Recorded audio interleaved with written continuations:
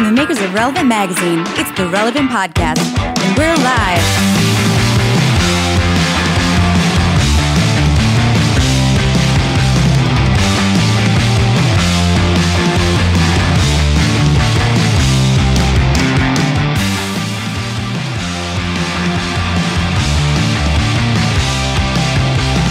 It's February 5th, 2019, it's the Relevant Podcast.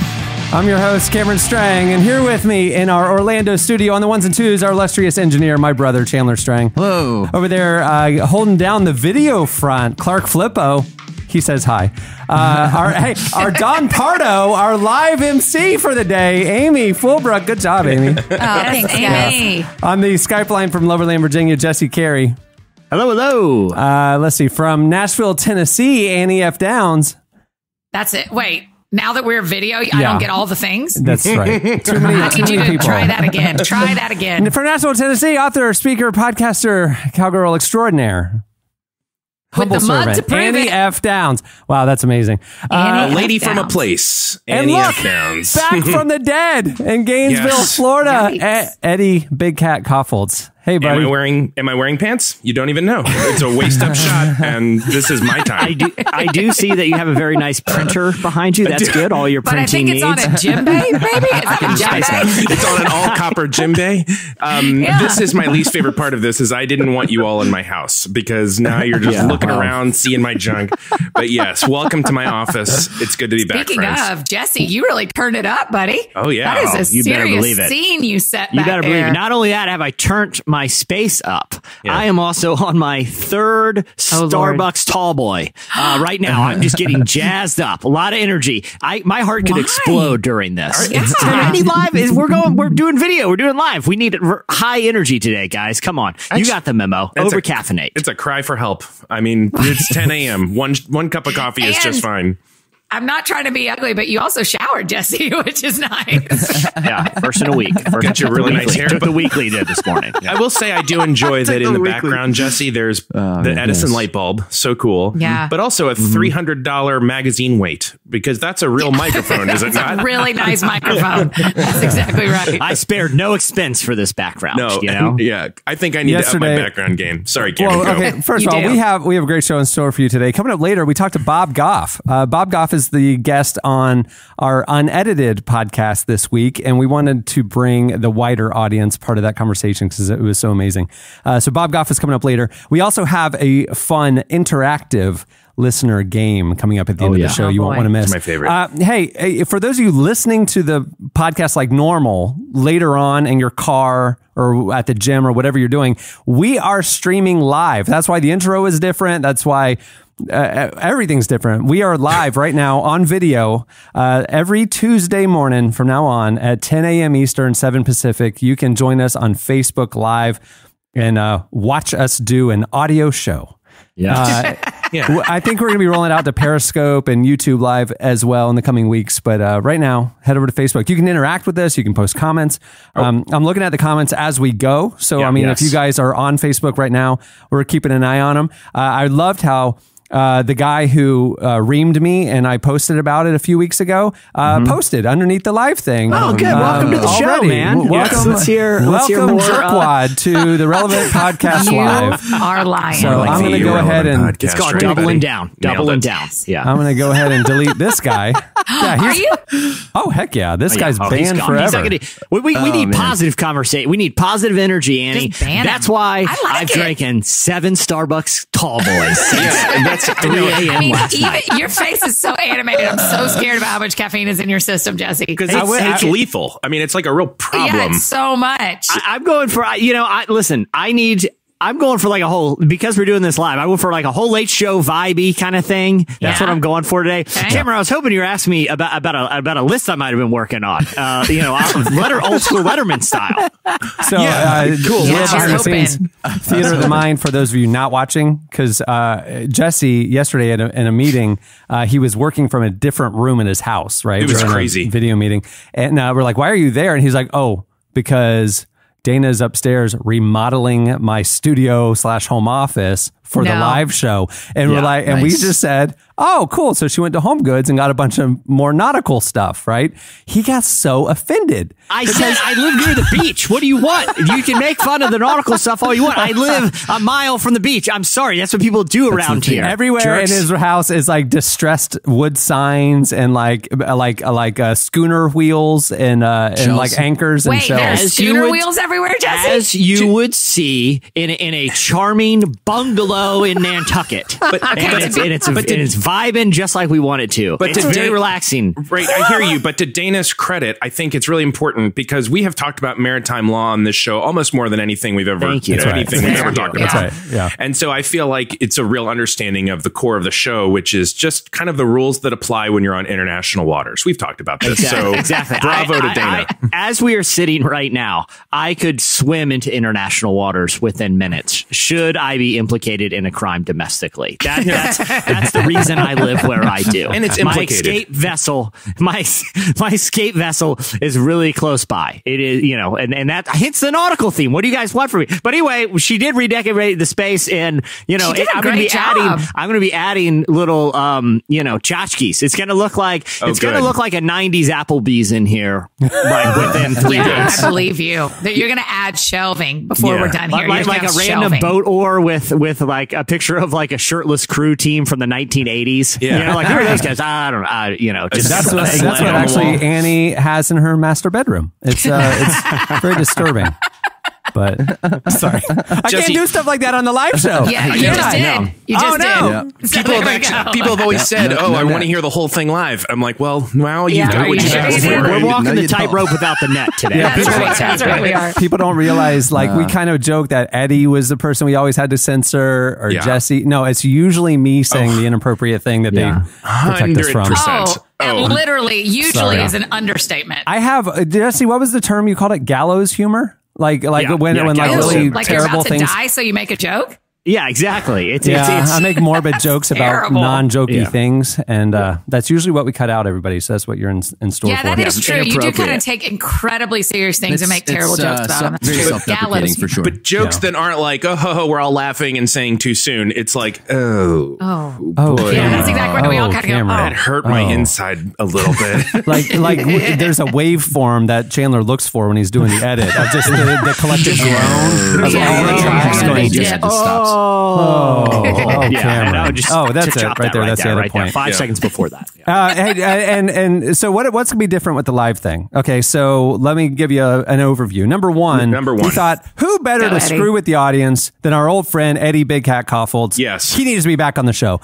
Every Tuesday, Eddie is going to be an ongoing member of the cast once again. When will you play the djembe, Eddie? When's the copper djembe getting a whole spin for us? It's going to really depend on how things go in the show. But I am drinking something in this tumbler, and depending on if it works or not, we'll get the djembe out. Djembes say to me, mission trip 2005. That's what djembes say to me. I think everyone who went on a mission trip in the early 2000s came home with some version of a djembe. No, totally. A very culturally, now they're all woke. And so now they have a djembe in their house. And every one of those djembes was made in China, though. I mean, that's the thing about the tchotchkes in the villages in Africa. If you flip it over, made in China. Almost every one of them. Because the African artisans understand economics as well. And they're like, well, we can just import this for a half a penny and sell it to that dumb middle school kid for $15. Haggle us down. Yeah. Oh, don't haggle me down to $10. $7,000% markup. It really is jarring. You go to all these little villages and there's this little tiny bungalow where they're selling what looks like handmade artisan things. And you're like, that's the exact little statue that I saw at the other village. And then you flip it over and there's a sticker on it. And you're like, I can't believe that. Everybody bought it thinking it was some local artisan. Business. Oh yeah, it's every Chinese restaurant in town. That's like the takeout restaurants. It's the exact same menu. It's the exact same everything. And you're like, this isn't mom and pop. This is one person that controls all of the Chinese food in all of America. Yeah, it's so salty and so good. I'd love to talk about. Oh no, go ahead. I was going to talk about moisturizing, but you go ahead. He was making. Yeah, Cameron has a list. Cameron's not the one with the list. No, I'm just saying the overview. What can people expect every Tuesday now? The other element is going to be interactivity.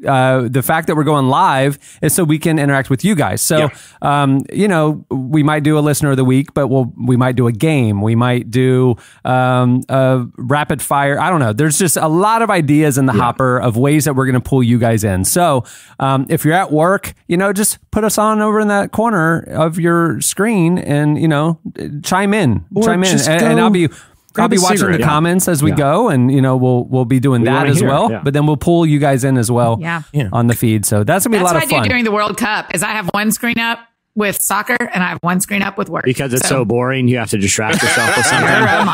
I don't want to miss the combined 90 seconds of scoring in this 4-hour I'm tournament. never going to win you over. I'm tired of trying. It hurts. I canceled my MLS tickets, Annie. I'm done. I know you did, and I never got to go to a game with you. I hate it. We can buy individual ones if you come back, but I mean, I gave it a solid 4 years. I tried.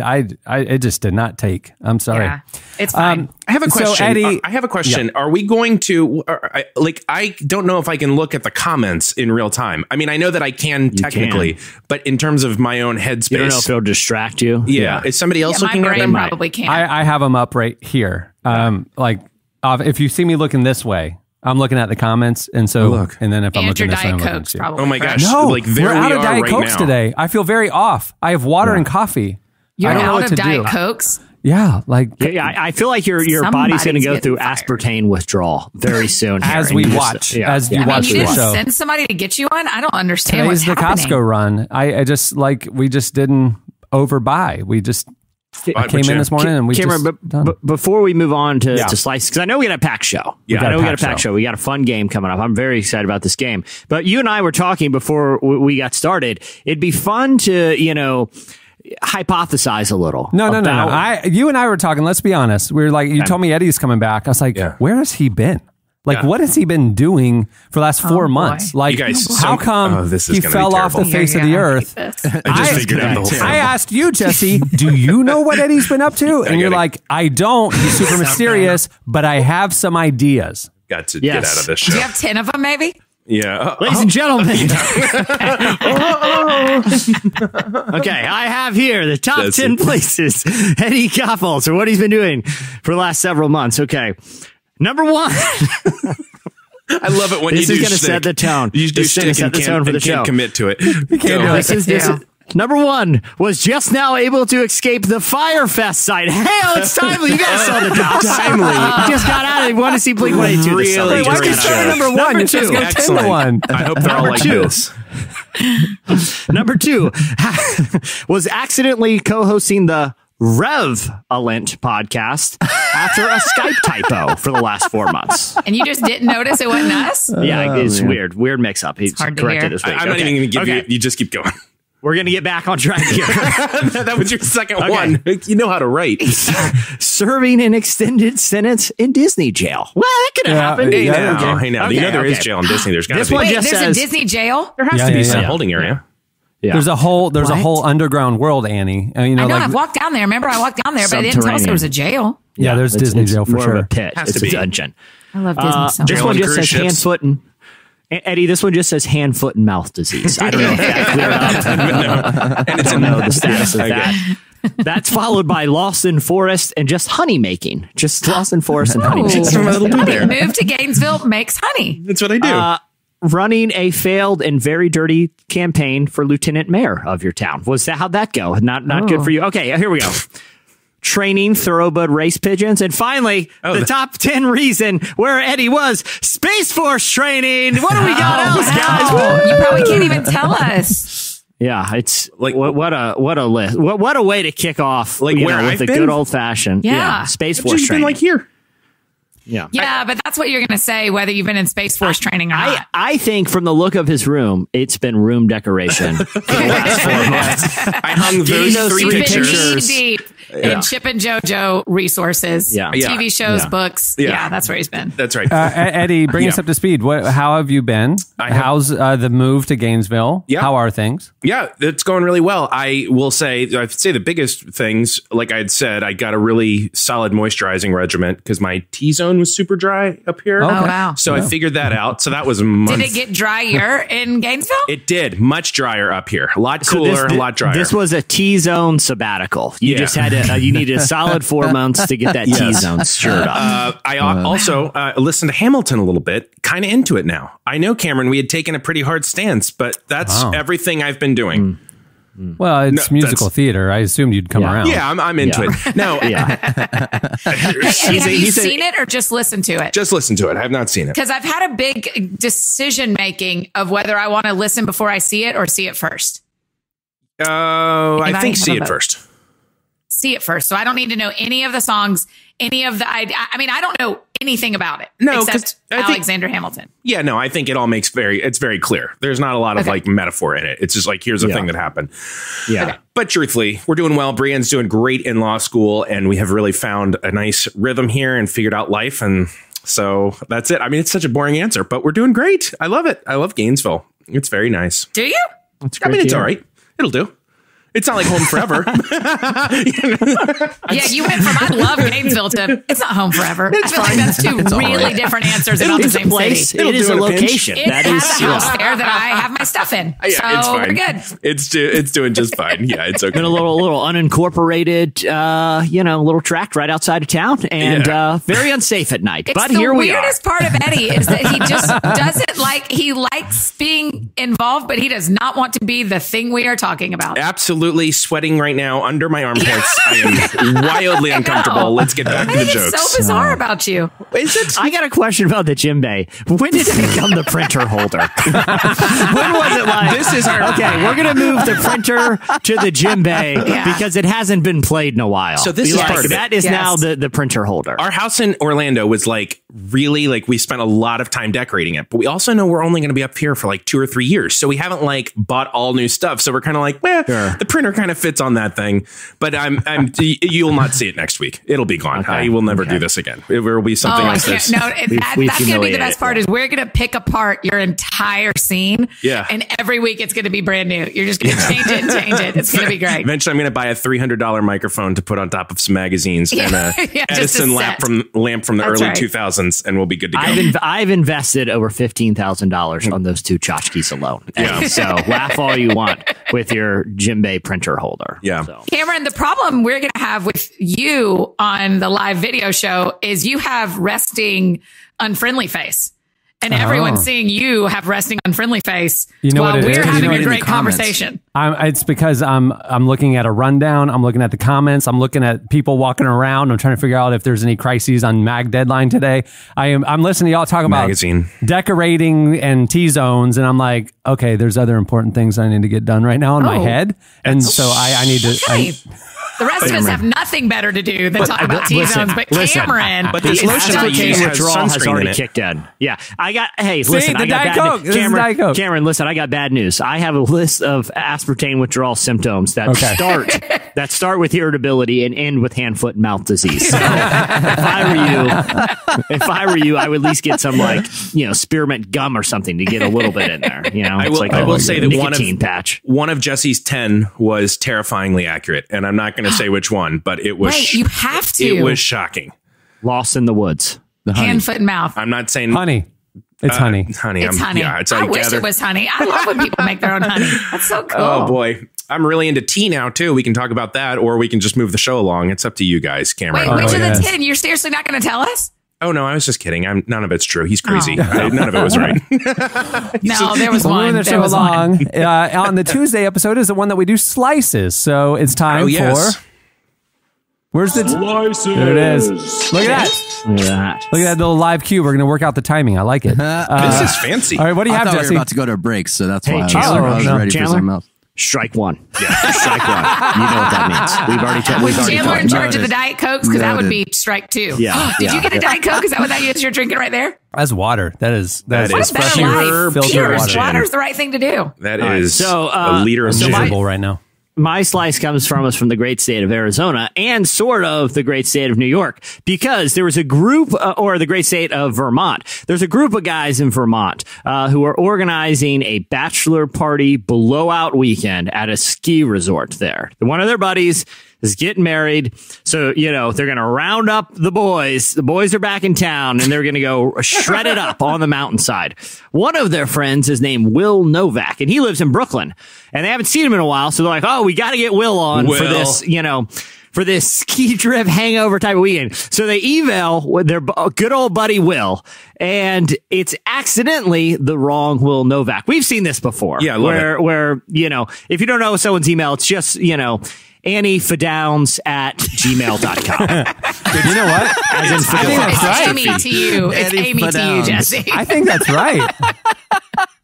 I think if you tried AnnieFDowns@gmail.com, you would get Annie F. Downs. Yeah, but if you try Fadowns.Annie@gmail.com, we'd have another Annie Fadowns. That's right. And so that's what happened. It was a classic email address mix-up, and the wrong Will Novak was sent the Evite. Also, these guys are still using Evite. I didn't even know Evite was still a thing. That's like, Wait, we still use Evite. to me, Evite is like the technology equivalent of free AOL CDs that come in the mail. Like, oh, this is a cool thing. What would you rather use to invite friends on the internet? Just an email? Yeah, just an Eventbrite? text message. Text messages. Post. Even? Facebook, yeah. A Facebook event? Oh, y'all have more answers than I expected. Yeah. Okay, go ahead with your slides, I mean, Jess. Go ahead. Shockingly, Evite.biz is still in business. So, Will, he decided to say, hey guys, I know you're just joking, but real talk, I'd actually come. And, so the other guys, the other dudes in the bachelor party were like, you know what? This other Will seems kind of cooler than the real Will. Like, I don't know if real Will would have done this with a set of strangers. So they decided to extend the invitation to Will. Not only that, they each chipped in money and set up a GoFundMe page, which has raised over $4,000 to send Will on this bachelor party. Don't worry, Will's a good guy. He said anything that goes, over, he's going to donate to the groom. Speaking of the groom, even though this story just aired on local TV in Arizona, the groom, who lives in Vermont, is unaware that Mystery Will is attending the bachelor party, and that will be one of the big surprises. So the groom doesn't know. Wow. That the other Will Novak is coming. So he's very excited about attending. Wills did say he was a little cautious at first. This is what he told his local Fox 10 station. Oh, Fox 10's on it. Wow, he took it. Yeah, he took it to the news. This is the biggest story in the state of Arizona. Oh, right I love now. local news. Oh, I just love It's very slow. I had a great local news story this weekend. We had like the Super Bowl, and you know how, you're watching and they do the commercials and they leave like 1 30-second spot towards the end of the game reserved for like a local TV. Like down there, Cameron, it's like David Moss Toyota or something. Right, yeah. It's the production quality is noticeably different. Like it looks like something went wrong with your TV when that one local one comes on. So this was for like a law firm that they crowdsourced it. But if you're like Doritos and Pepsi and you're crowdsourcing those Super Bowl commercials, you're getting like tens of thousands of entries. And, it's safe to bet that at least one of them will be usable in a 30-second window.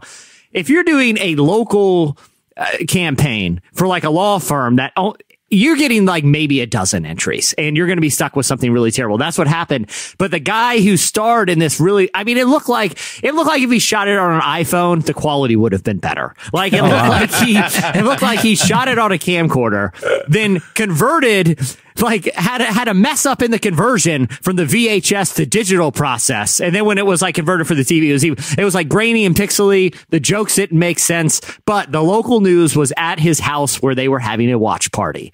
So that was the big story around here. Nothing else newsworthy going on in Virginia. That was it. I thought there was like a twist at the end, a real dark twist. This was like, And nothing else killed him. happening in Virginia. Please Google it. That is the only news story we want to talk about. But this is what Will Novak says. He said they were literally silly and over the top.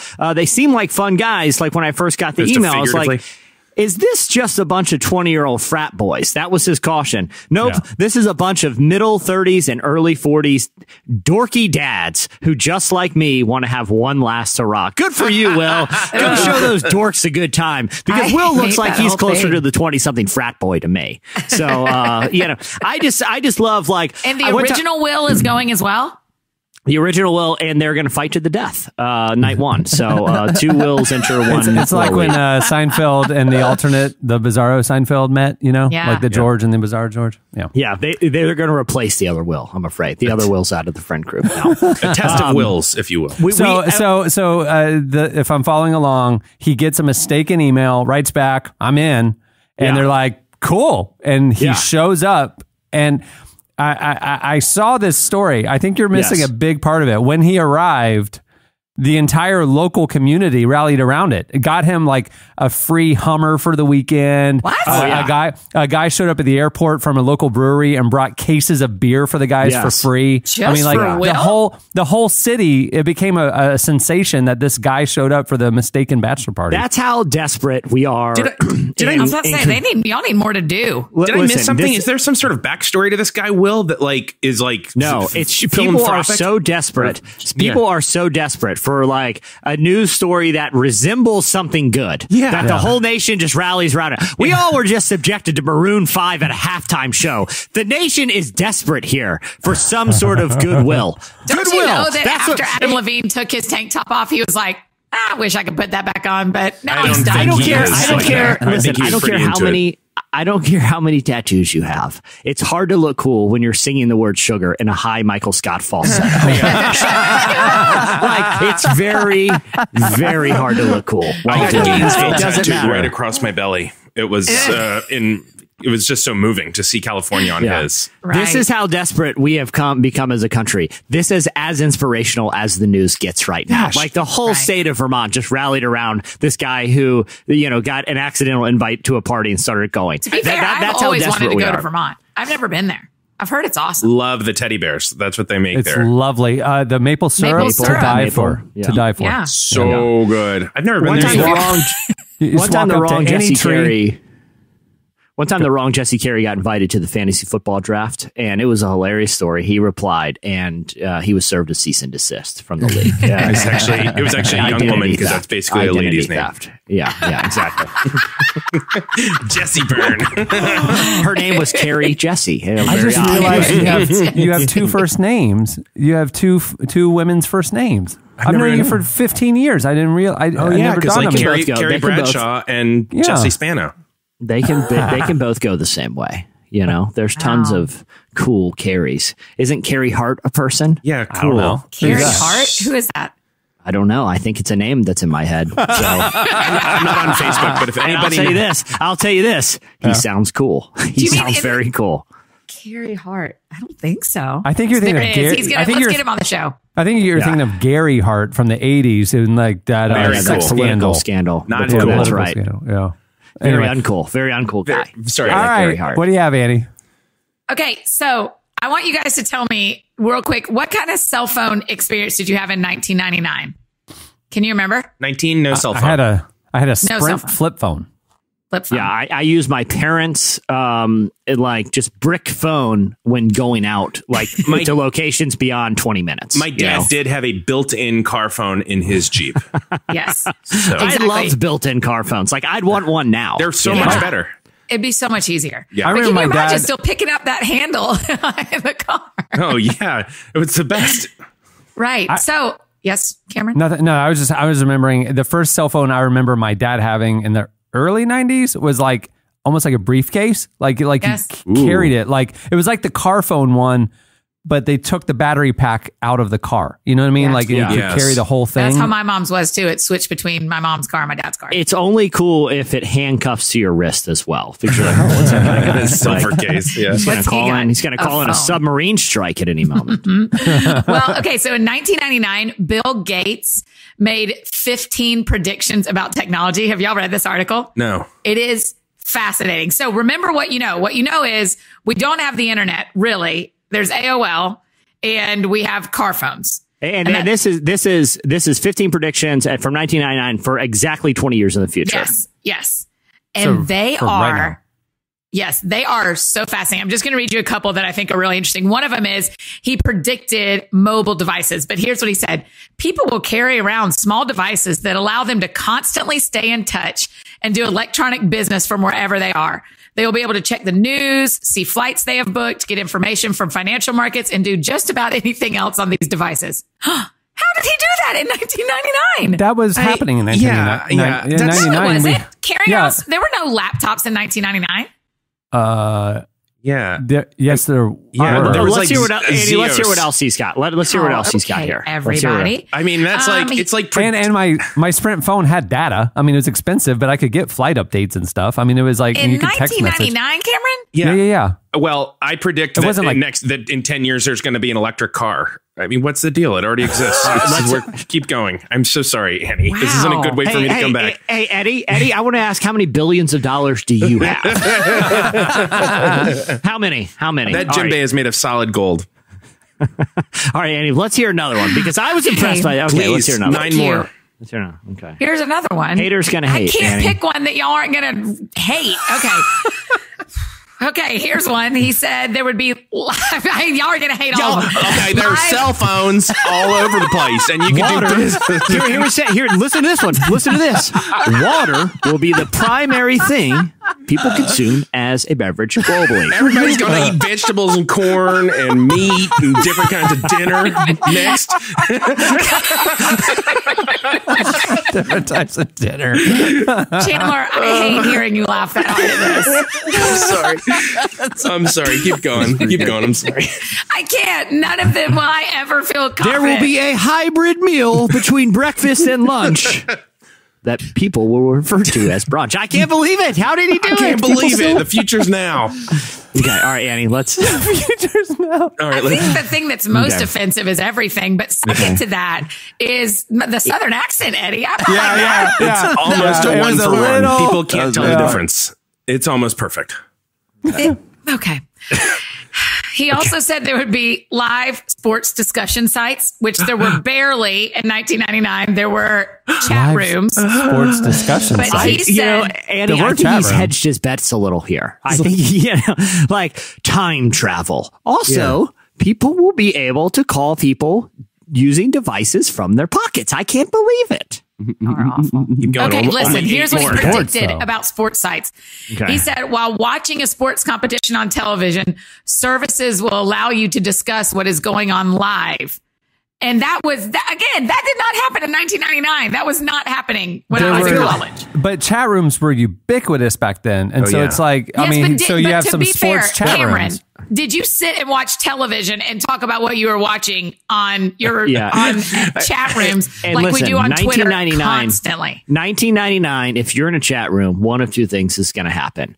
One. Your identity is going to get stolen, or else you're in some kind of very creepy Chris Hansen, how to catch a predator situation. Right. You just stayed away. In 1999, you stayed away. Or you fell in love, like in You've Got Mail, but whatever. Okay. Also, let's talk about Mr. Cool. Mr. Cool Bill Gates calling it a sports competition.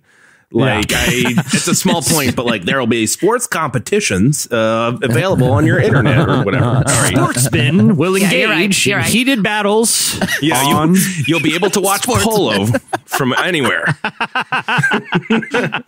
This is awful for me. Televised I found squash this. everywhere. Yeah. I found these 15 things to be very interesting because when I thought about my technology there's life and what I 15? knew of, what? There's 15? Yeah, I'm not reading a single other one. No, I want to know more. So- Andy, I want to know more. I want to see Annie, what kind of a genius he was. Cameron, Do the ones that I really don't blew your believe you mind. any farther. No, I am angry at everyone, and mostly Chandler, because Chandler, you're usually on my team, and your laughter has been sorry. unkind. I'm sorry. Where's Amy? Is Amy Hey, still there? Annie, give us one more. Give us one more. Real talk. Give There'll us be one more. We're barbecue live. restaurants all over the place. Everybody eats barbecue. Like if you would have predicted like something that it was technically feasible, but no one saw coming. Like let's say the Froyo thing. You know, Yes. Jesse, like no no one one's saw that having coming. phones in your pockets where you can check your flights in the news. That Cameron is not right about his phone in 1999. Our phones did not do that. I'm just saying, like that was a plausible path. If someone would have said in the future you will pay for your dessert by weight. I've been like, he's insane. Right. This is the thoughts of an insane person. That will never work. Annie, the phone, I remember my 1999 phone. It was SMS and texting was it, right? You had to do the 3 letters on per button sort of texting. But I remember you could text like Delta, you could like send a text to Delta to get an update sent back to you. I mean, are you thinking 2009 or 1999? Because 1999. Yeah, 1999. I think I don't even know if my house had a cell phone. Like anyone in my house had a cell phone. I will date myself 100%. I graduated college in 98. Yeah. And I remember getting my first cell phone in 98. I was like in Tulsa, Oklahoma, Sprint had a deal and I remember getting it then. Yeah. And you could text and stuff for sure. Yeah. I was a freshman in college and I remember having a little phone. Yeah. I had a little phone and I texted and called my friends, but there is no way we did anything but texting or calling. Or playing Snake. But you have to remember too, like these massive tech companies have innovation groups that are working on the next wave of innovations, right? The iPhone came out in 2006. So we're only talking 7 years before the iPhone. You know, they were working on that for 3 or 4 or 5 years before it was ready for market, right? At Apple. So, you know, Microsoft in 99 was thinking about the mid 2000s type technology usages. Well, listen, he also predicted this 15 years from now. Pleated khakis, sweaters, and dorky glasses will actually be cool. It'll really actually be cool. So lay off, everyone. Lay off, everyone. The last line of the prediction is, so lay off, everyone. Annie. The last line of my slice is, lay off, everyone. Is there one more that blew your mind? No, absolutely not. Annie, Here's I like it. I just like messing with.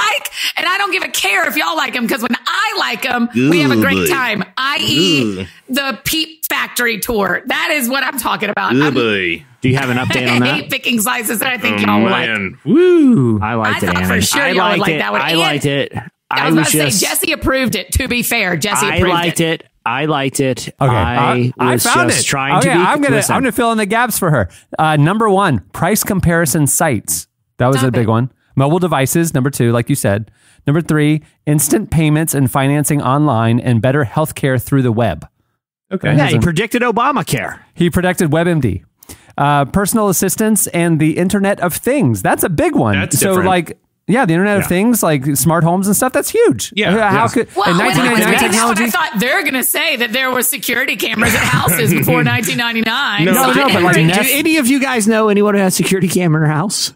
Yes. Because in 1999, no. But now y'all are going to be nice to each other about it. And if I had said it, y'all for sure. We're talking about security how great in 1999. I'm trying to validate that this was a good selection. Nice impression Annie. of us. So let's hear it. Yeah. 1999. Okay.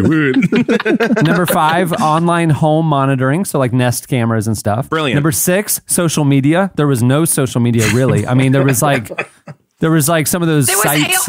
AOL. You can see smoke coming out of her ears. Annie, this was a great slice. How are you suddenly all on the same team? About Number 7. We're on your team, Annie. We're on your team. It's a great Number slice. 7, automated promotional offers, which is basically AI. I mean, like you know, like the smart, like the algorithms that tell them about like what your buying habits are. Brilliant right there. Well, you picked live sports discussion sites. Out of all of these, this is the one. Okay, that was number 8. Number 9, smart advertising. Okay, again. My hands were sweaty. I didn't know what to do. I just was saying the ones that I thought y'all wouldn't fight me on, because I thought of every way you'd fight me on every other one after that first one went so down so hard. And I'm sure Cameron's reading the Facebook comments, be like, guys, Annie is awesome, and the guys are big dumb jerks. Oh yeah, they're so rude, and they are right. They are right about that. Nobody has posted that yet. Annie, we have all your books. We love you. Don't listen to the guys. That's what all of Facebook's saying. We're all jealous and resentful because you brought the best slice. No, you don't have to be nice to me now. You hated the slice. I'll find a different one next week. It will be, and I will love it, and I will not care how y'all feel about it, and it'll be awesome. Let's step outside. I just think it's funny. Of the 15, and many of them are actual true. And like, how did he know that? you picked the sports discussion one to bring. I'm sorry, there'll be chat rooms. I will tell you, the problem that's happening is Jesse's was pretty boring and didn't quite fly like you wanted. And then mine is very, very not smart for what we're doing today. So what's happening is we're turning on you because we know that we have brought terrible slices. We're embarrassed because when I make fun of other people, I feel a little bit better about myself. Right. And that is just how I live my life. There's one finger pointing at you. I've had the worst slicey experience with Jesse. He's become such a slice czar about my slices. But then he backed off when the internet got mad at him, Eddie. Okay, hold on. I want to read the text exchange, Annie. If we're going there, how about this slice? Link. And I said, yeah, that works. Do you mind picking a couple of the most impressive? That was my reply. Was it not? Was it not? With those two. I had more that I was going to read, Jesse, but then I got real insecure. Okay. He's phoning it in on the last 5. Number 15 was business community software. I mean, Microsoft Office and stuff. Come on. No, but he's talking about like Slack and the thing y'all use. What's the thing y'all use? We use we now use Google Hangouts chat. Google's taken on Slack, and it's great and free. Well, yeah, that didn't exist. You'll have an answer. I don't think that existed in 1999, but I'm standing by. I don't think you could look at your flight on your phone in 1999. Yeah, I'll go with that. But look, his number 12 is interest-based online sites. That's like those existed. I mean, there are sites that launched in the early 90s that I was reading a Boy Scouts site on Prodigy in high school, and I was my identity was stolen. Yeah, but that's a story for another day. I was also engaging in sports competitions. And then he said his number 11 is that was called show choir, Eddie. Call it what it is. That was called show choir. Online discussion boards. Again, phoning it in there, Bill. Online discussion boards. Handbells don't count as a sport, Eddie. I wish any of y'all could make 15 predictions about 2039 that will be near as close as what Bill Gates just did. But in his area of expertise. So... The madder you get, the more Southern you become. But anyhow, sorry, Cameron, you were saying. No, I'm just saying, like, this is his area of expertise. This is what he did. That he was a future. Yeah. I mean, this is his job. I mean, Relevant's been around 19 years. If you had forced me to predict how media consumption would change, and I mean, obviously technology disrupted things in a way we didn't anticipate, but I mean, which is his entire predictions. I know. Cameron. I know. But to show how good he is, to be fair, we tried to predict the future of media 20 years ago. And we went all in on people would be reading their news via fax machine. And we are still recovering. Right now, Eddie has one of those early models that we had created right on a gym bay. Oh, yeah. That's basically, they just stack up in people's basements. We went all in on the fax revolution. It connects directly to my Tandy print shop. You had to I'll never forget the cover story we ran in the winter of 99. Facts. And it was a cover story. And it was a list of facts about the coming fax. Do y'all have a fax machine at Relevant? I feel like a handful of people still pass out like a card, will give their business card, and it'll have a fax number on it. Nice to meet you. I'd love to do some business. I'm sorry, where can I fax you at? Yeah. This business card is worthless. I finally killed it a year and a half ago. It was just like we hadn't received a fax in years, and it's just like, why do we have this anymore? Right. Yeah. But we do have a fax number. It just goes to an email, like it scans it, and then we get an email if somebody needs to fax us. But with like the PDFs that you can just sign now, like why do you have to fax anything? Right. Who could have predicted that? I mean, our old business model was you buy a $300 fax machine from us, and we will send you each issue page by page as we're done with it. You know, and we're actually taking about $200 loss on each fax machine. They were very expensive and unreliable machines. Which we made the mistake of trusting Bill Gates. That was the issue. When we did the second cover story, the facts of life, the hard facts of life, which recounted our poor investment. People learn the whole story. Oh, the facts of life. That's very funny, Jesse. Yeah, thank you.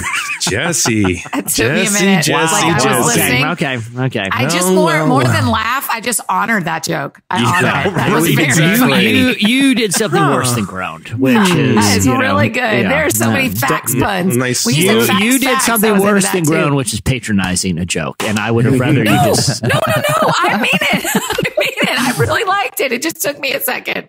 I really liked it. Factually correct. That was the third cover story we did, and we remember doubled down. Just say the fourth one. The fourth one when we were talking about science, and it was the headline was "Matter of Facts." Oh, you remember that? Matter of Facts. You would think that would have been about us predicting 3D printing. The matter of facts. Actually, matter it was just of fact. It was just us trying to convince people to buy these fax machines, which we have now marked up to over $700 because we've made a massive miscalculation. And I faxed a weekly advice column called "Take the Good, Take the Bad, Facts of Life." You take them both, and there you have the facts. The facts of life. It was really good. The facts really, people of loved life. it. Fax it to all dozen subscribers who were worked at Relevant at the time and were forced to buy fax machines. And all used that same number for the fax. So I would just send out one and 12 would print. It was amazingly efficient. And that was actually a glitch. Yeah. You know, every fax machine would just print out a, unpredictable number of those, Most of them caught on fire and burned some homes down. 4 months in the making. Drum roll, please.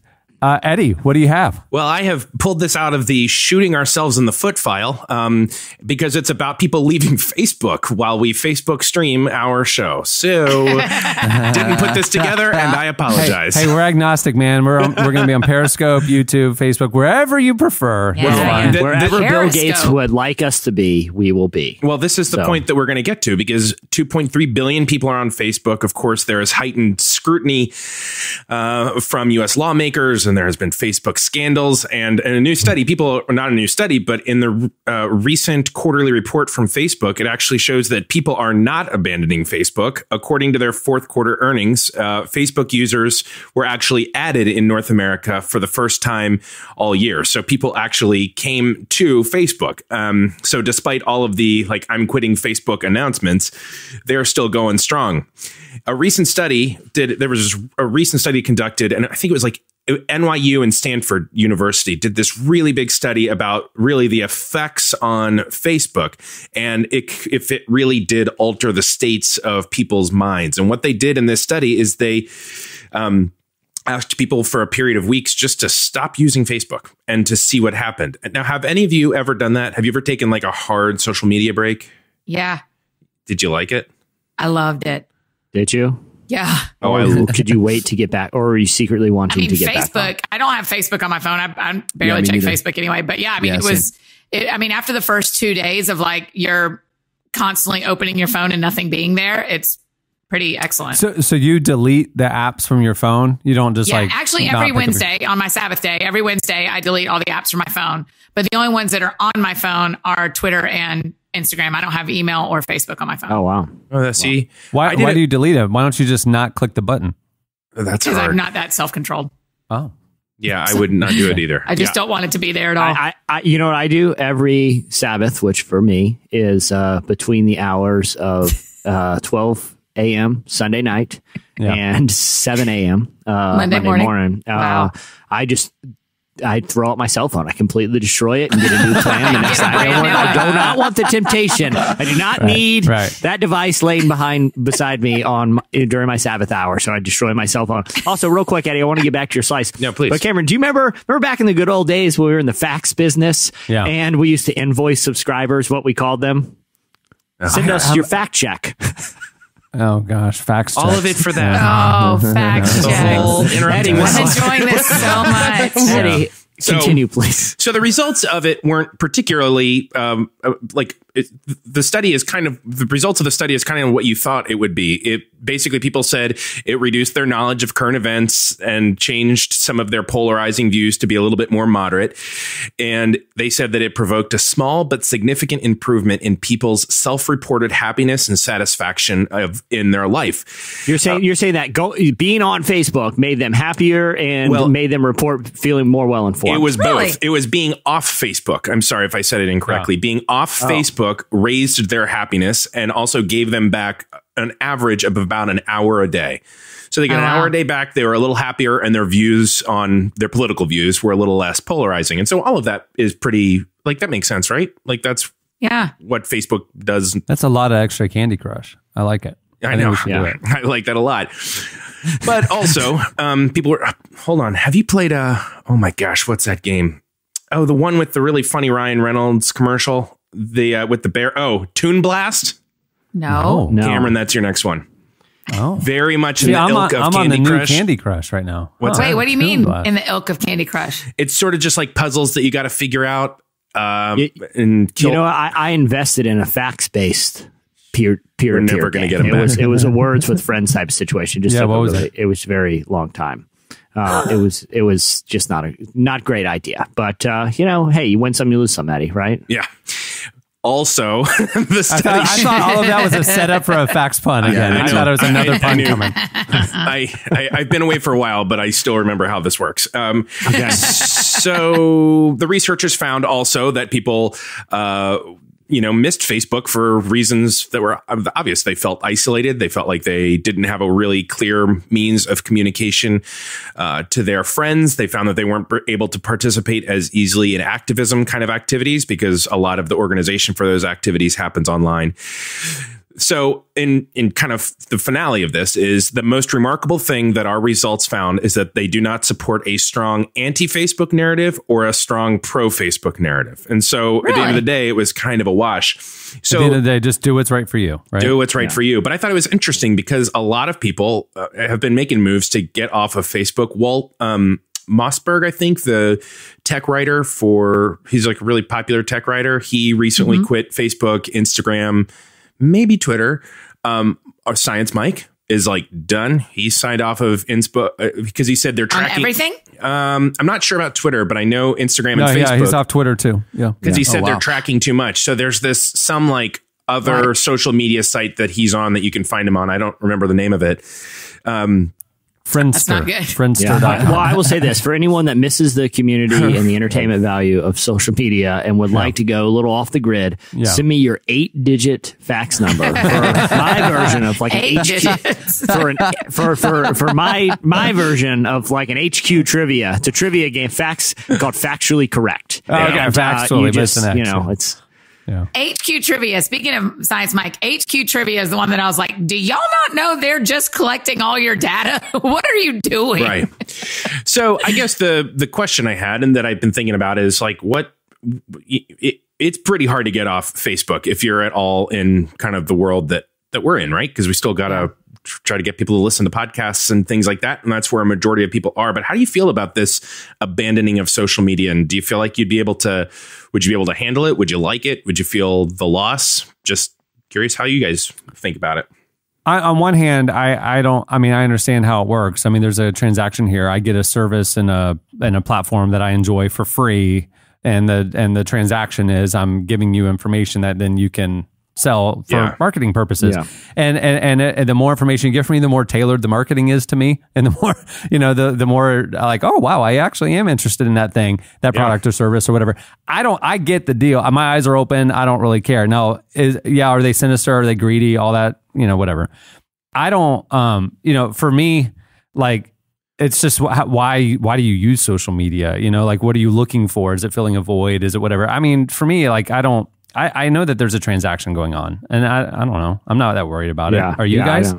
No, I mean, I feel like that's nothing is, like you said, Cameron, nothing's free. Like sometimes it's a non-monetary transaction, like you said, they let me have this service that does like a lot of really cool functionality and enables me to keep up with people, to upload images, to share images, to, subscribe to media outlets that I like to, all for free, and all in exchange is they ask me to be willing to provide information so that I get more targeted advertising. It seems like a relatively fair trade-off, Yeah, I guess I'm just curious why Facebook is taking the hit now, because I remember getting my first Gmail account, and it was like back in the day when you had to wait for an invitation to Gmail, and I got my Gmail account, I signed it up, AnnieFidowns@gmail.com, right?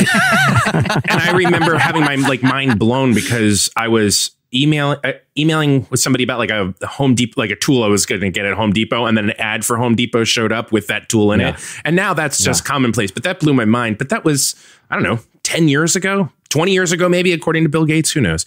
But the whole secrecy and privacy thing, like I'm like, I don't do anything that I mean, like if something's scanning it for Home Depot and like I get a promotion for that tool. Like, I didn't say anything. I don't care. It's a robot. It's not like some human reading my emails. Like, I just don't. I'm not that. Yeah, there's something paranoid about it. There's something I'm missing in all of it because we've been tracked for a long time. Every time we sign up for a CVS rewards card, every time we scan our credit card, everybody knows. I mean, there's but when it facial all recognition. started, I don't know that it felt like this. It does now. I feel like but how is it different? Yeah, I don't know that it is. I think it's an amount of knowledge we have that we didn't have when it started. So that's why I think it's different. I'm not sure the behaviors are different. I just think how we feel about them is changing because it's more in the center of the conversation than it was when you signed up for your CVS card. I'm like I love tech. I love gadgets. So like bring on the next. The wave of like augmented reality, I think is gonna be really interesting from a marketing standpoint, where you walk into a physical location like a Best Buy or a mall, and you through augmented reality get to see, signs and promotions and prices that are movie? Tailored to you, right? It's tailored to you. But so to me, I'm like, great. It knows that I'm interested in wanting to get a new TV and I'm going to get a deal on a TV because of my buying habits. Awesome. The problem is the ethics of it, right? Yeah. Where it could have bias, where it prefers a certain type of customer in their store. And so they incentivize those people and not other people. That to me is where the ethics of all this gets really wonky. But it's not the tech of it being possible. It's just, what do we do with that power as we move forward? I think the ethics of technology is going to be something we need to talk more about. But the reality is if people are leaving in droves, and 30% of millennials have deleted Facebook. I mean, if there's a shift away from, what is making these companies commercially successful, it will be a wake-up call, and it might force more transparency. It might force more discussion. I mean, they're just trying to make money for their shareholders, right? So it's like, if consumers say, no, we're not okay with that, it'll probably force their hand to have to change their practices. And I'll be interested to see what happens as the next election cycle is really amping up for the next presidential election. It'll be so interesting to see if that starts pushing people even more away from Facebook. Yeah. I would imagine it will. My guess is that in 20 years, we're all going to be connecting on social media and buying things online. That's my guess. And I'm a futurist, but that's what I'm guessing. Chandler's really missed you, Eddie, clearly. Oh, Chandler's my favorite. Chandler's really missed you. He's always wished he had a big brother on the show. So he's so glad that you're finally here. Yeah. Oh, man. Yeah. To me, I'm not scared about, I don't know. We'll see. I would like some other perspective, though, because I had a feeling we would all land on this. But I'm curious. I want Science Mike's a pretty smart guy. I'm curious what I'm not saying we call him right now. You mean someone who leaves? Yeah, why'd they leave? Someone sensible that I know. If it wasn't about my work, I would leave. Though it is about Science Mike's work. As social as you are and as much as you love connecting with people. Facebook, I would leave. I mean, we made a list yesterday or last week. We had a big team meeting and we made lists of things I love and lists of things I hate. And Facebook is just not my jam. If I could leave it and just delete it, I would, but I can't because of my job. I would love to see that list. Yeah. Okay, I'll send you a picture. That's it's very interesting. My office. Mike has given up SMS. I've been faxing him a lot about coming on the show, but it is quite a bit of lag time. So it's usually about a day and a half with my fax technology before he gets the message. But anyhow, if you enjoyed this slice, make sure to like us below and comment and let us know what you thought. Subscribe. Yeah, hit subscribe. All right, well, that'll do it for Slices. Stay tuned. Up next, Bob Goff joins us.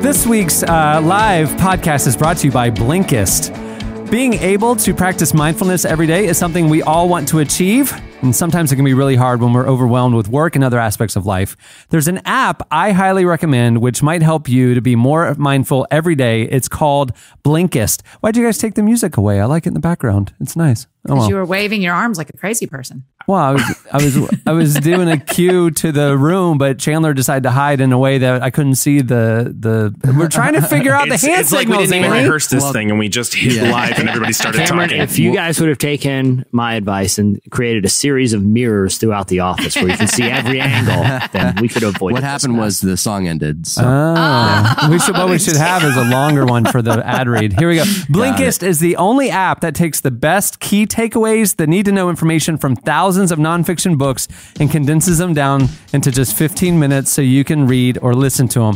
Blinkist is made for busy people like you who want to get the main points of the books quickly without reading the entire book. This is so perfect for me. With an audio feature, Blinkist makes it so easy to finish 4 books a day while you're on the go. 8 million people are using Blinkist right now, and it has a massive and growing library from self-help to business to health and to history books and more. I love it. I actually did the 7 Habits of Highly Effective People by Stephen Covey. I'd always heard about it, never read it. I read it on Blinkist in like 10 minutes. It was awesome. I also did the 4-Hour Workweek by Tim Ferriss, which is like 5,000 pages long, and it's sitting on my shelf for years. I finally did it on Blinkist in a few minutes. It was awesome. That's cool. Well, right now, for a limited time, Blinkist has a special offer just for the Relevant Podcast audience. You can go to Blinkist.com/relevant to start your free 7-day trial. That's BLINKIST.com/relevant to start your free 7-day trial. There you go. Check it out. 100 Days to Brave only takes you 2 days. 2 days.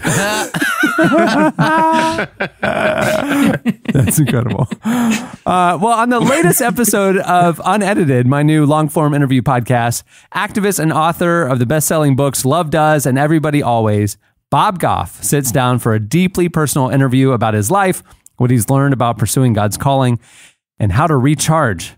In this clip you're about to hear, Bob talks about avoiding burnout, the importance of self-care, and why personal authenticity is so important. Here's part of my conversation with Bob Goff.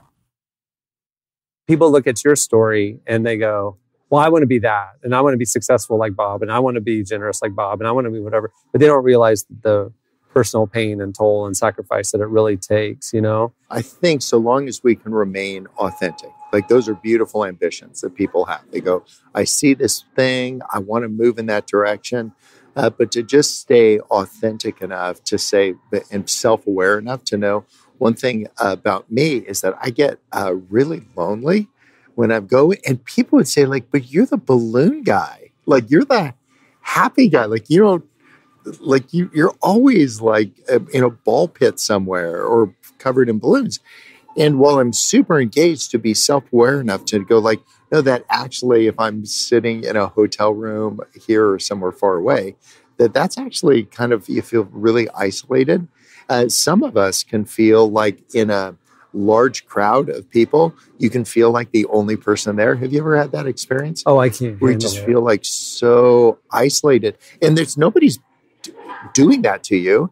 It's just like, it's a state of mind. And so I'm not trying to run from that, but to understand that and to say, so what are the next beautiful steps forward? I have this idea of the person I could be, and how do I deal with that? And part of it is getting real with it and having a couple friends you can talk to about it. It's like people that, okay, he's on stage and everybody loves him and whatever, and not realizing that it is lonely. You're there and everybody there feels like they know you because your story is out there and they want to connect with you, and you are a large personality and you give to others selflessly. And then you go back to your hotel room and you're alone. I can't imagine how hard that would be, and the people only see the stage part of it and go, oh, that's great. I want to be like that. And they realize, no, there's a sacrifice that takes. And I think people get, when they realize sacrifice is required or the pain that's required to do the thing, like then they get discouraged. They give up on it. They give up on the dream because that would be the message to the person that is listening. They've had this dream that's been cultivating inside their heart for decades.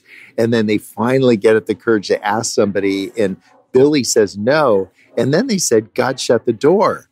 I'm like, no. Right. The only thing that happened in that transaction is that Billy said no. And I would just check some return address and say, where's that coming from? Where you could get off the scent that easily. Right. You have this beautiful thing. It's a hope and ambition. Jeff, tell everybody what your ambition is and then go after it to say, is there anything I can do to move that forward? I wouldn't make a list. I'd make a phone call. I wouldn't say there's a difference between preparing and being ready. The one thing that I would say that is typical of sevens like you and I is that we're ready. We're not spending all of our time preparing to get ready. Now, some of that happens along the way, but we're ready to go. So if somebody says, can we do this thing? I'm like, oh, yeah. Oh, heck yeah. Or if you say no, you know why you said no. I'm going to learn baby CPR. And so there's something, it's this taking this little groove in your brain and then going Grand Canyon with it. And then repeating these things, having these beautiful patterns that replace some of the older patterns. If you're feeling isolated, call a trusted friend to say, I know this sounds like really weird. I'm not in a crisis. I'm just feeling really isolated. I think if 747s were falling out of the sky as fast as our friends, they'd ground the whole fleet and they'd say, what's the deal? Right? They would say, and I think what happens is that these people are living in isolation and they're not calling people to say, I'm just feeling really alone in this thing. And you can be as bubbly as you want, but that's where it gets good. That's where you start carving the groove. That's where you go Grand Canyon.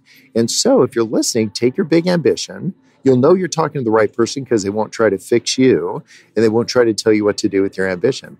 They'll just be so delighted in it. They'll ask you, what's your next step? What are the things that you're going to do? And is there any way I can be helpful? I think if we change that to say, just delighting in one another and then saying, is there something I can help you do? If a friend calls and they need some help, I'm like, I'm in. If it's within my power to do it, I'm going to do it. Absolutely. How do you recharge? Well, one thing is the time up at the lodge, and as tedious as it is. So for the 9 months, you go because you know the 3 months is coming. Yeah. Really, it's 7 days a week. Yeah. If there are 6 days that I'm not speaking somewhere, I'm in Afghanistan. And you put hard boundaries on the summer, on the recharge season. Yeah. Now, during the summer, we do include people like good guys, bad guys, and undecided. So we'll bring some people that seem like they're a little on the edge of like going good or bad. And they oftentimes will be from a different country and they're affecting millions of lives. And so like that would be a great way to spend a couple days. To have them come up and just walk through some waterfalls and talk a little bit, bring one of their adversaries up with them. And if you have a reputation for being Switzerland, you just don't have all these attitudes. And the underlying idea is I don't want people to meet my opinions. I want them to meet Jesus. And we can meet them by not making everything a Bible study. Like literally just chill out. Just be, everything isn't a teachable moment. Just be with people. And that's a great place for me to do that. And I think as I look like next, Bob, I'll spend more and more time up there. Now, in the day-to-day, how do you recharge? In the 9 months where it's go, go, go? Yeah, what I'll do is, for instance, today I had a little bit of time. So first I respond to everybody that's reached out to me. And then I spend some time on myself saying, what are the things I'm curious about? What can I do to push it forward? And so I have a couple things every day that I'm curious about, and I push those forward. I don't make lists and lists and lists. I make calls and calls and calls. And then I say, is there an opportunity? And is that something that matches a capability? Like I know how to write books. And so I spend part of the day like just riffing on that. I just write sentences and every once in a while a paragraph and every once in a while those turn into chapters. But I'll just kind of catch these experiences like they come by when something happens. I actually want to think about that. I had something kind of funny happen every year when we're going to the lodge. I get this old Suburban of ours. I put the trailer on the end, and I'm always hauling up a bunch of stuff. And so, have you ever had it happen where you don't remember if you turned off the oven or locked the door or whatever? Well, I'm about 100 miles up the highway, and I couldn't remember putting a latch on the trailer. And I didn't hit the brakes. I pumped the brakes. I got off the side camera. The trailer wasn't latched. Now, it looked like it was connected to the car, but I was one bump in the road away from having that thing pass me in the fast lane. And I think that's a great kind of cautionary tale for each of us. We can look like we're hooked up without being hooked up. And so that idea of whatever version of self-care, whatever it is that gets you centered, whatever it is that fuels your joy, like make some time to put a latch on it. Man, that was good. Hey, for the rest of that conversation, you can listen. Go download the episode of Unedited. It's out now. The full conversation with Bob Goff. You don't want to miss it. He's my hero, Annie. Right? I saw it. I saw it in person. I saw him be your hero. Oh, yeah, that's true. I do fanboy around him, don't I? No. I didn't think you were embarrassing. I just saw that how much it mattered to you that you got to be with him. I think it was beautiful. It was weird when you wouldn't let go of the hug. It got weird. Yeah. That's the only part it got weird is when he was like pushing and he asked Annie's help. It's when you kept eating food off his plate just so you could do that. That was weird for me. That's why Unedited isn't a video podcast, because I was sitting in Bob's lap when we did that interview. Gross. It was really interesting listening to the interview, but also watching Facebook Live. Like, this is so different because we're used to recording the show and then hearing the echo back a couple days later. But like Emily Rose, is like quoting it in real time as we're watching it. It's so interesting. So anyhow, thanks all for watching. That was neat. Well, there you go. Hey, well, stay tuned. Up next, we have our a very special listener game coming up. Stay tuned.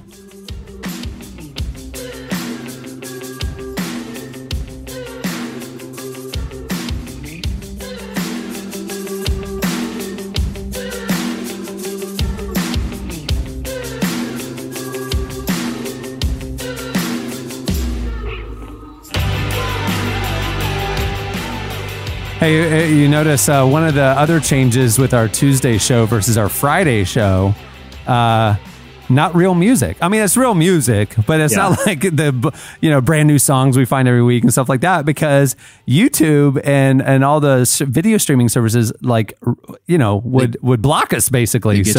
So we have to do original music. That theme music you heard at the beginning of the show, Jesse, one guess who the musician was who did our new Tuesday theme music. Was it Blinkist? Blinkist 182 from the comments. Jeremiah, it was 182. It was literally Aaron Sprinkle. Remember Aaron Sprinkle? Oh yeah, the Tooth and Nail Records. He produced a lot of the great Tooth and Nail Records albums of all time, but especially in the heyday. Aaron Sprinkle, and I think I may be butchering this, but I think Father John Misty lived in his basement or something for a time. Isn't that what he said in the interview? Like back in Seattle, back in the day? Yep, that's right. That's right. Father John Misty, when he dropped out of Christian college, moved to Seattle, lived with Aaron Sprinkle, was drumming on Tooth and Nail albums like what's that hard rock Demon one? Hunter. Demon Hunter, yeah, and some other projects that Aaron was producing. Father John Misty was the drummer on those tracks because he was living in his basement for a year there in Seattle. Wow. But anyway, Aaron Sprinkle did the new Tuesday Relevant Podcast live theme song. It's pretty cool. Well, how about that? Cool. Yep. Okay. I know nothing about this game. I know nothing about the tech of how this is going to happen. So I will throw it over to you, Jesse. All right. And like I said, we are on the tightrope without a net, ladies and gentlemen, because we're going to be doing a lot of this tech live. But I want to tell you the concept of the game. Okay. I'm very excited about this game as I was putting it together yesterday. It's a little high concept, but I think I can tell you, I think I can articulate why, the origins of this game. The game is called the Championship Champion. Okay. The championship champion. We all watched the Super Bowl, I assume. And we were all subjected to a humiliating halftime show for all parties involved. Oh my goodness. America had to listen to Maroon 5. Okay. On the biggest, we had to see, Adam Levine remove his tank top and swivel his hips as if anyone cared about Maroon 5. It was horrible. And it calls us to ask the question, how can this be avoided in the future? And I have the answer. It's to find an entertainer who is equal parts theatrical entertainer, has a positive message, that has pipes like you wouldn't believe, and also will appeal specifically to sports fans. Those are the criteria. You are very passionate about this. You are as passionate as I've thought about it a long time. As Bill Gates in 1999. I think there could have been people on the planet who didn't hate Maroon 5. Well, are you saying you? Yeah, did you? I just didn't. I didn't think it was such a hot take.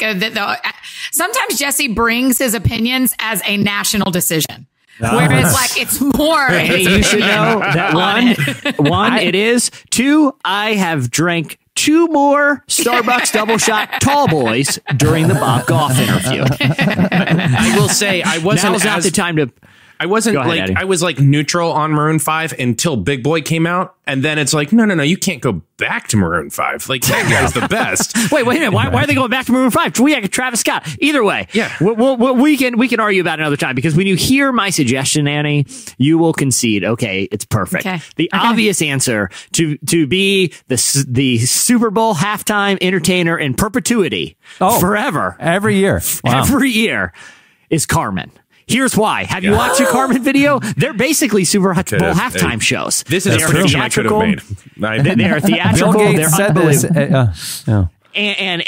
But you're like, okay, but Carmen is a Christian music singer whose heyday was in the early 90s, late 80s. How will he appeal to massive fans of sporting events? That's what this game will. That's what this will prove. Okay, Annie, you are going to be playing against a listener. And you have to tell me, this shows why Carmen would be the perfect Super Bowl halftime singer. This may be the dumbest idea ever, but here's how it's going to work, Annie. I'm so confused. Here's how it's going to work. The lengths that you will go to get from A to B is unbelievable. I am going to read a few lines. You have to tell me, is it from a famous inspirational sports speech, or is it a line from a Carmen hit? I believe one of the many from the hit catalog. Listen, if you get the answer wrong, there will be a buzzer. If you get it right, there will be a crowd cheer. I think the guys in the sound room, I'm throwing that at them right now. No, I'm just kidding. They are sweating. No, and but I'm playing against a listener. And we're going to bring Emily on in just a sec. But here's the deal, Annie. If it's a Carmen song, we're actually going to hear the piece of the song where the lines come from. All right. Are you clear on the rule, Annie? Are we going to hear the speech? Yes. I'll read part of the speech. Some of these are recorded. Okay. Everybody can see you. Emily, are you on Skype? Are you joining us now?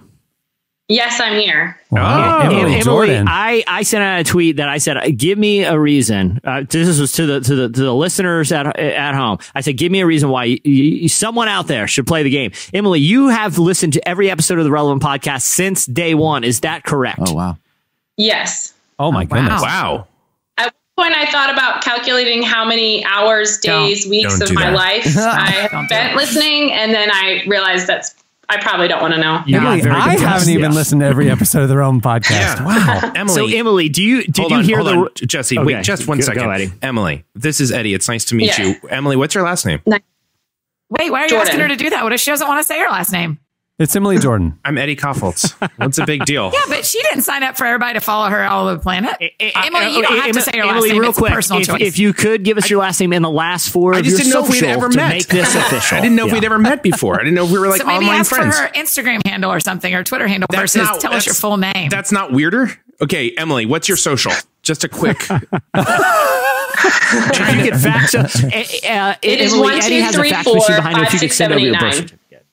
I'm trying to make a friend here, Annie. I'm doing the best I can. Okay, so but before we get into it, Emily, now did I miss it? Emily, where are you calling us from? I live in northern Mississippi, outside of Memphis. Second question, why? Yeah, what's going on there? What brought you to Memphis? My husband. Oh, okay. I'm a northern girl, and he's a southern boy. And the sounds like weather a- went out, so we live in the south. That sounds like a Bruce John Springsteen Mellencamp song. I was saying, there you go. She's gonna be good with lyrics. I can tell already. Yeah, I know. I feel like she has an edge. Emily, you were on the line when I explained the rules, correct? Yes. How confident do you feel about beating Annie in this game, knowing that you have hundreds of hours of psychological preparation for facing off with her? How confident do you feel that you're going to beat her in this game? Oh, man. Well, I was running around my house like I was just called down on Price is Right. So I am pumped and ready to go. Annie, how intimidated are you by Emily right now? Enthusiasm does not equal skill. So I'm Okay, snap, Emily. So please The don't use gauntlet has Annie's been last thrown. name. All Just right. Annie. Down. You Don't used say my for last name. downs. I just didn't want poor Emily to have to throw her whole life in front of you Yeah. just because you asked her awkwardly for her last name. Good luck Cameron, with the onslaught of social media attention you're going to get because we know your very common last name. But yes, keep going. I currently have about 14 Twitter followers. And we know where your husband's from. I Okay. can maybe use a couple more. Cameron, I'm assuming you're going to be keeping score for us. I have Command Central set up. Yeah. I have the scoreboard right here. Okay. I literally have nothing to do, so I'm just going to mess around, right? Emily, you are the guest, so I will let you go first. So you have to tell me, is this a line from a famous inspirational sports speech or a Carmen lyric? Emily, are you ready? Yes. All right. You were meant to be here tonight. This is your time. Their time is done. It's over. Inspirational sports speech or Carmen lyric? Was Carmen singing about demons? That's because there's a lot of songs where he's singing about demons. Most of them are about demons or America. I will say that. I usually find these things, whatever I think it should be, I'm going with the opposite. So it sounds like a sports speech, so I'm going with Carmen. The next line is, I'm sick and tired of hearing about what a great hockey team the Soviets have. I'm sorry, that's Herb Brooks' famous Miracle on Ice speech. It's a slow speech. This clip is going to get us banned from YouTube. Oh my gosh. Is it worth it? No. Okay. All right, Annie. I'm ready. I want to tell you how you can go the extra mile. Coming so far by faith, it is time to cross the finish line with style. Yeah, Don't Carmen. say it can't be done. Carmen. Chandler, the answer, please.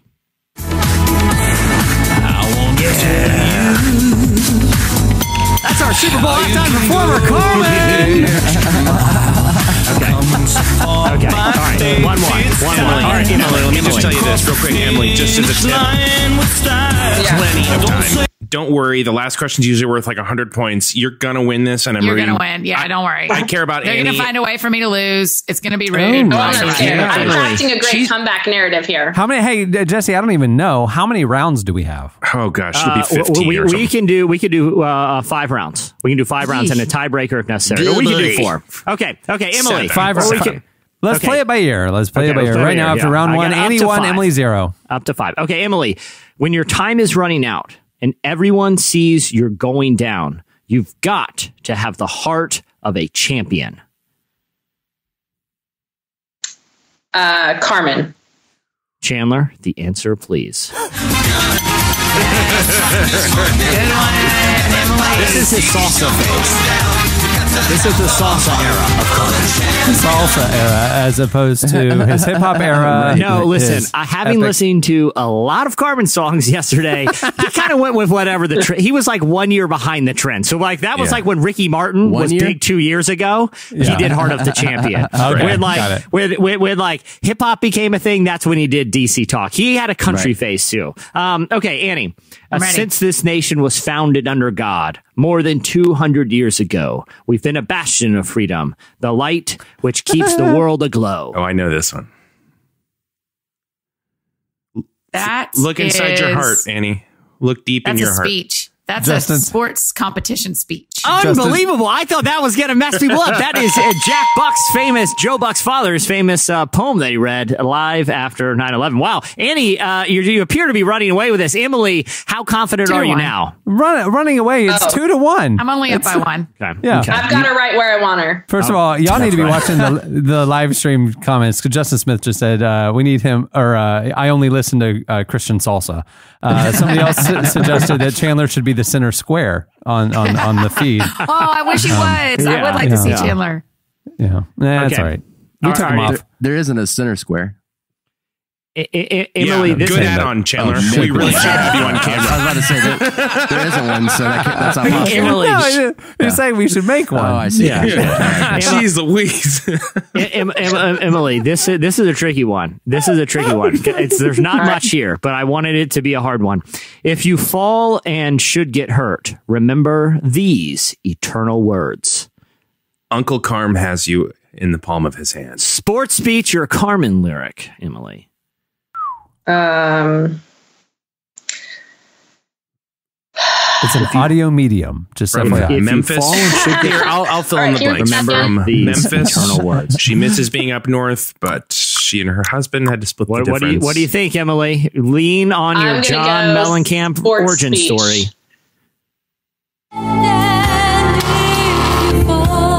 That's a Carmen song. He had a guest vocalist in that time, ladies and gentlemen. So Okay. You can fade that down now. It's really rough to listen to that one. Okay. His falsetto is like Levine, Adam Levine. So Is that actually Carmen singing? Yeah, that was the featured artist. Yeah. But what people don't know in the video, Carmen took his shirt off there too, And has Carmen tattooed across his stomach. Yeah, that's right. That's what it was. and just has Carmen in various fonts all over his torso. Oh, it's definitely Greek or something. Annie's undefeated right now. It's She's got about 2 for a 2. total change of mind. Don't wait too late.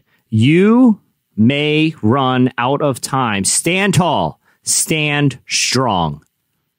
Carmen. Wow. It's so Annie definitive. is unbelievable. Chandler, answer, please. Oh,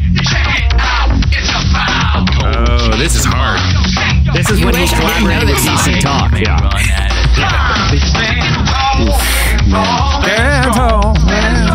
Emily, don't worry. You can get back in this right now. Okay. Look up. Get up. Don't ever get up. You tell everyone or anyone who has ever doubted, thought they did not measure up, or want to quit, you tell them, look up, get up, don't ever give up. Carmen or sports speech? A strange rhyme scheme to it. I'm not sure if that helps or That's hinders. got to be a song lyric, so I'm going Carmen. Wow. I'm sorry, that's Michael Irvin's Hall of Fame I was going to say, speech, which for Emily, some you said reason he decided if to it rap. sounds like one, it's the other one. The other one, yeah. I know. It's not working out for me. Annie has a look of confidence. She has this confident smirk on her face. Yeah, a little cocky. She's like, this is a victory lap. All right, Annie. God has never made a mistake. It ain't about one play. A lot of people God has never made a mistake. It ain't about one play. I will tell you, the Facebook live community is strongly with you, Emily. They are rooting for you hardcore.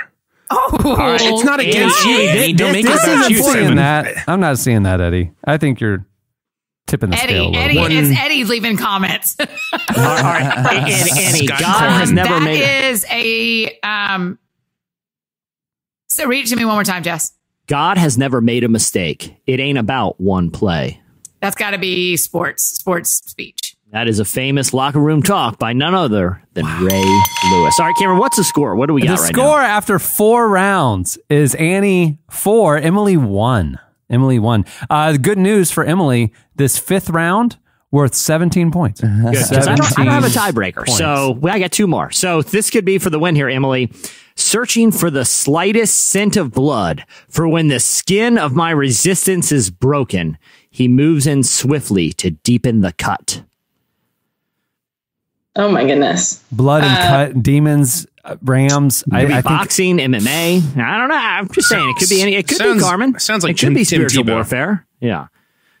What do you think? What do you think, Emily? I'm thinking.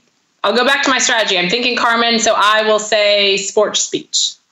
Chandler, answer, please. Everybody's rooting for you. Searching for the slightest scent of blood. Oh, Emily. Here's my problem, Jesse. I was thinking you were going to go Michael W. Smith, and I know all of his lyrics. Next time. I don't think. I mean, Michael W. Smith doesn't have the theatrics that Carmen has. Carmen has. I was not prepared for Carmen. I didn't grow up with Carmen, so Thematic, I'm feeling a little unprepared I here. believe that song that we just heard, I heard during it was a special during an offering when I was a child. In Michael church. W. Smith is only available for presidential every eye funerals. closed. Yeah. Why don't we give Annie one for just good luck, see if she can go undefeated. She's 4 for 4 right now. Annie, how confident you feel you're going to get this last one? You feel? I feel like you figured. Read it. Let's just read it and see how it goes. Okay. It's Jesus Christ, His people, His family. It's your sons and daughters, your brothers and sister. It's what makes me excited today. That's a sports speech. Well, Unbelievable! 5 for 5. Daryl Green's Hall of Fame NFL speech. Good job, Emily. Wow. Emily. I mean, I can't beat that. Come on now. Yeah. I know, 5 Emily, of I kind of 5. feel like you need about another 700 hours of listening to the podcast. And then I feel like we'll give you another shot. I know. Can you keep it going for 15 more years for me? And I'll come back on then. Yeah, because that's what we want. A bunch of people in their mid 50s and 60s just farting around for an hour a week. yeah. An hour. Absolutely. Somebody, the Facebook Live comments are really funny during that. Like coming into the last question, Ross King said, Emily needs a motivational speech here. Oh man, that was fun. Emily, thanks for joining us and thanks for listening for so long. That's so crazy. I mean, thank you. A lot's happened. Emily, I'm so sorry about the last name thing. I feel terrible. Good luck with all the invasions of privacy. It's fine. You can make it up to me by following me on Twitter, Emily Liz Jordan. You know what? I think I'm fine. Thanks for listening, though. Oh, man, I'm going to be stuck at 14 followers forever. Emily Liz Jordan. Emily, that you're is a good that sport. is her Twitter. You're a good sport. No Well pun done, intended. Emily. Well, she wasn't a good sport. I mean, she wasn't good, but she was a good sport. That hurts. All right. And, See, this is what we had to congratulations on your victory. Thank you so Congratulations. much. Thanks for calling in. Thanks. All right. Thank you. Hey, that's what's going to happen here on the live show as you guys get to join us, and it'll be a lot of fun. We're not going to do a game about Carmen every week. Don't worry. We'll mix it up. Well, it's not the show if we don't, but sure, we can change it up. Wait, we're not? Because I have spent a tremendous amount of time preparing the last 6 months. So, Chandler, we'll need to do some talks about those clips I sent you. We're coming in on a hard hour and a half. I thought the live thing would go a little faster, but no, I knew this was going to happen. Well, I mean, our recordings are usually an hour and a half, and then we put out an hour-long show. People don't realize how much we cut out. Unfortunately, now you get all of it. So that's just on Tuesdays. Fridays, You really we're still controlled yourself on the jokes, though. Fallen Emily. Done. Well, I had some tech issues that I was dealing with, so I was distracted. Next week. Wow. Next week, you're going to bring all your hot gallows jokes. Yeah, oh my gallows. Hey, get the bleep button ready. Yeah. Oh, we need one of those, like a mute or a beep line. We should, or a 5-second delay or something. 5-second delay. I like it. And we need a little graphic to go over one of our cubes, so one of us can be put like in the penalty box. That's a great idea. Yeah. That's a great idea, Jesse. We'll work on it. We actually we're like video elements and like bumps and little themes and stuff like that. We're still working on. We're going to keep adding things to this show, the video show. It'll be a lot of fun. Hey, thanks to everybody who's been watching live on Facebook. Thousands of people have been watching and hundreds of people have been commenting. There's like 500 comments as we've been going. It's been a lot of fun watching you guys interact with each other and with us. Eddie, though, that's the real question. 100%. Eddie only had to pipe in about accounts. Everybody. Yeah. Eddie just kept piping in about every 10 minutes saying, "I'm not John David. Yeah. I'm Eddie. I'm Eddie. I'm back." So, me. Thanks to Bob Goff for joining us today. Check out the current episode of Unedited, our long form interview podcast. Bob joins me this week. If you missed the last episode where Annie and I talked, go download it. It was incredible. Annie was amazing. So go check out Unedited. Did you see the guy yesterday who said something about it to us, Cameron? I love how people keep telling us when they listen. It's really sweet. It's really cool. Great episode. It was a great episode. Check out Bob's books, Everybody Always and Love Does. And if you got a little one, his new book, Love Does for Kids. My son Cohen absolutely loved it. Make sure to get that. But follow him on Twitter at Bob Goff. If you haven't science mic'd us and gotten off of Twitter, follow Bob at Bob Goff. Send him a fax at 8889-217-43 #772 18 star, and he can't wait to hear from. Oh my gosh! Man, that just lives in your brain. You can always go home again. 1 star. Hey, thanks to Blinkist for sponsoring the episode. You can go to Blinkist.com/relevant to start your 7-day free trial. That's BLINKIST.com/relevant to start your free 7-day trial. I read War and Peace during that game with Blinkist, so that was awesome. Hey, if you like the show and you want to go and get some swag or something, there's mugs, there's hats, there's shirts and stuff at the Relevant store, store.relevantmagazine.com.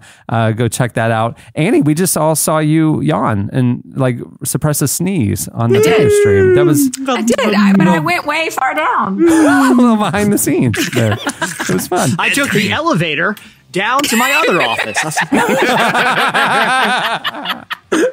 Stay tuned for the visual gag after show, where I'll be taking an escalator and a set of stairs down. You don't want to miss it.